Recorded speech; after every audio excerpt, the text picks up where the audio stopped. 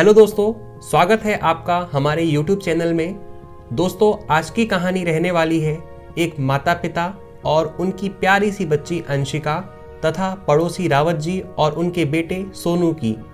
इस कहानी में 10 वर्ष के सोनू ने कुछ ऐसा काम किया जिसको जानने के बाद आपको यकीन नहीं होगा कि 10 वर्ष का बच्चा ऐसा कुछ भी कर सकता है। तो चलिए जानते हैं सोनू ने क्या किया। पापा, मुझे आपका मोबाइल दो ना, मुझे गेम खेलना है।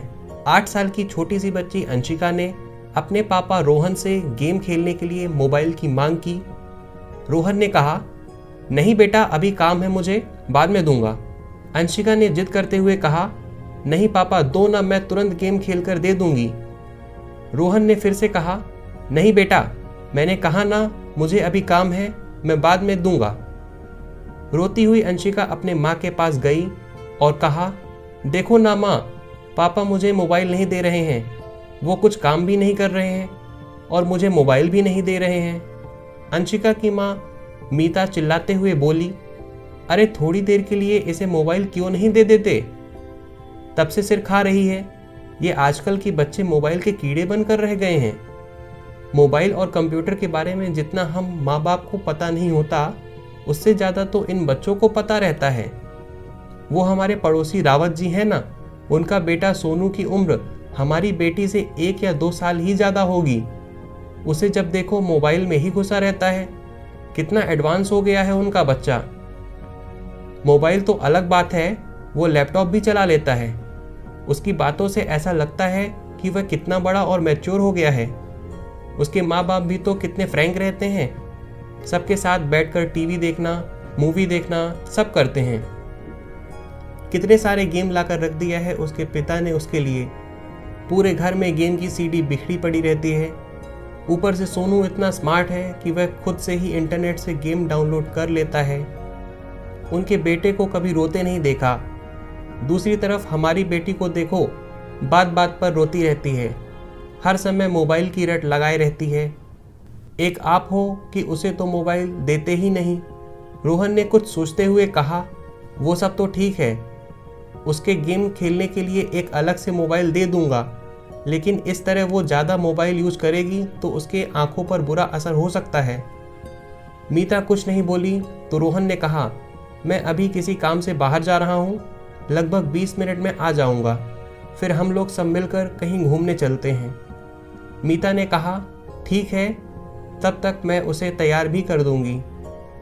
रोहन भी हाँ में रजामंदी देकर घर से बाहर चला गया, लेकिन 10 बजे का गया रोहन 11 बजे तक भी वापस नहीं आया। इसी बीच मीता ने उसे फ़ोन लगाने की कोशिश भी की, लेकिन उसका फ़ोन हर समय व्यस्त ही बता रहा था।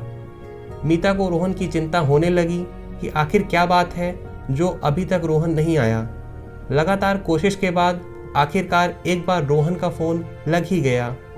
फ़ोन लगते ही मीता बोल उठी, क्या हुआ, 20 मिनट का बोल गए, 1 घंटे से ऊपर हो गया, तुम्हारा तो कुछ पता ही नहीं।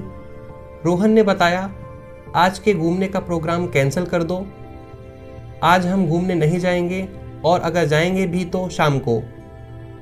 मीता ने आश्चर्य और चिंता भरे स्वर में पूछा, लेकिन बात क्या है, कहाँ हो तुम? रोहन ने कहा, हॉस्पिटल में हूँ। मीता चीख पड़ी, क्या? हॉस्पिटल में क्या हुआ तुम्हें? रोहन ने कहा, मुझे कुछ भी नहीं हुआ, मैं ठीक हूँ। मैं तुम्हें अभी कुछ भी नहीं बता सकता, घर आकर सारी बात बताऊंगा। लगभग शाम तक रोहन वापस आया। आते ही मीता ने सवालों की झड़ी लगा दी, तुमने तो कहा था शाम को घूमने चलेंगे, ये टाइम भी निकल गया, अब अंशिका को कैसे समझाऊं? सुबह से सज धज कर तैयार बैठी है। रोहन ने कहा, उसे किसी तरह समझा बुझाकर खिला पिला कर सुला दो, मुझे तुमसे कुछ ज़रूरी बात करनी है। मीता ने ऐसा ही किया। रात को सोते समय मीता ने रोहन से पूछा, अब बताओ क्या हुआ, आज दिन भर किस काम से बाहर रहे? रोहन ने बताया, वो हमारे पड़ोसी रावत जी हैं ना, उन्हें एक परेशानी आ गई थी, उसी में लगा रह गया। मैं आज सुबह जैसे ही घर से निकला तो बाहर देखा पार्किंग एरिया में कुछ लोग झुंड बनाकर खड़े थे। पास जाकर देखा तो सोनू, वो 10 साल का छोटा सा बच्चा, अपने साथ खेल रही बच्ची के साथ गलत हरकत करने की कोशिश कर रहा था। कुछ लोग उसकी अश्लील हरकतों को देख हंस हंस कर बातें कर रहे थे। देखो आजकल के बच्चों को, कैसे हैं इनके माँ बाप जिनके बच्चे ऐसी गंदी हरकतें कर रहे हैं। बच्चों को देखते ही समझ में आ जाता है कैसी परवरिश दे रहे हैं इनके माँ बाप। भीड़ जमा देख रावत जी भी दौड़े चले आए और अपने बेटे को उस अवस्था में देखकर बहुत लज्जित हुए। वहाँ खड़े सभी लोगों ने उनकी बहुत बेइज्जती की। रावत जी ने गुस्से में आकर अपने बेटे पर हाथ ही उठा दिया था, लेकिन मैंने उन्हें रोक दिया और सोनू को अपने साथ में लेकर रावत जी का हाथ पकड़कर अपनी गाड़ी में बैठाकर एक पार्क में ले गया। वहाँ मैंने उनका गुस्सा शांत किया। मैंने उनसे पूछा, क्या सोनू किसी बुरी संगत में है जो इसे गंदी बातें सिखा रहा हो? रावत जी ने कहा, नहीं ऐसी कोई बात नहीं है। फिर मैंने कहा, हो ना हो इस बच्चे के मन में कैसे भी इस तरह की भावनाएं घर कर गई हैं। इसे फौरन किसी मनोचिकित्सक के पास ले जाना होगा जो इसकी काउंसलिंग कर पता लगा पाएगा कि इसके मन में ऐसी बातें कहाँ से आईं। फिर मैं उन्हें एक मनोचिकित्सक के पास ले गया।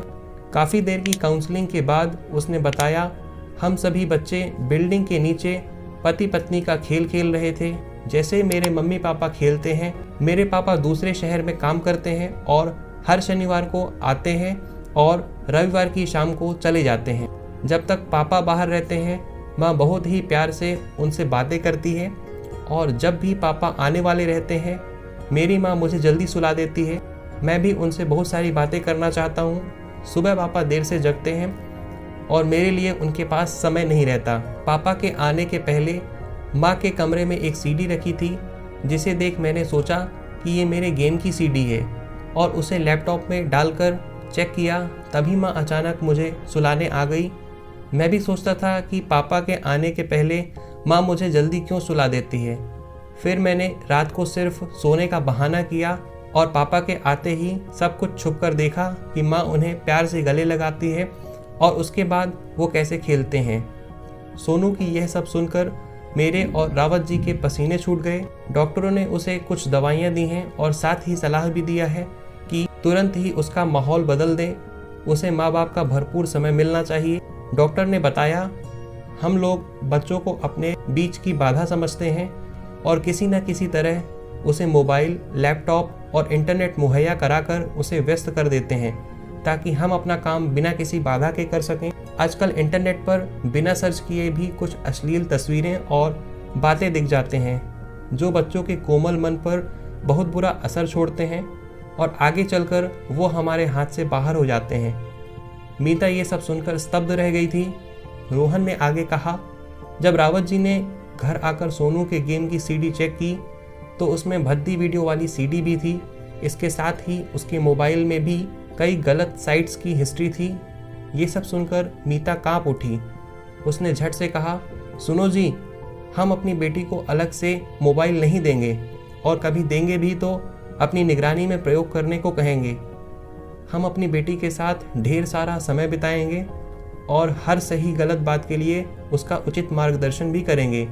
दोस्तों, पेरेंट्स को अपने बच्चों के साथ प्यार भरा रिश्ता बनाकर उन्हें सही गलत की शिक्षा देनी चाहिए और सबसे महत्वपूर्ण बात की उनके साथ ढेर सारा वक्त बिताना चाहिए, क्योंकि माता पिता होना एक बहुत बड़ी जिम्मेदारी होती है और परवरिश कोई खेल की बात नहीं होती। बचपन में जैसे बच्चों की परवरिश की जाती है वैसे ही वे भविष्य में व्यवहार करते हैं। तो दोस्तों, कैसी लगी आपको यह कहानी?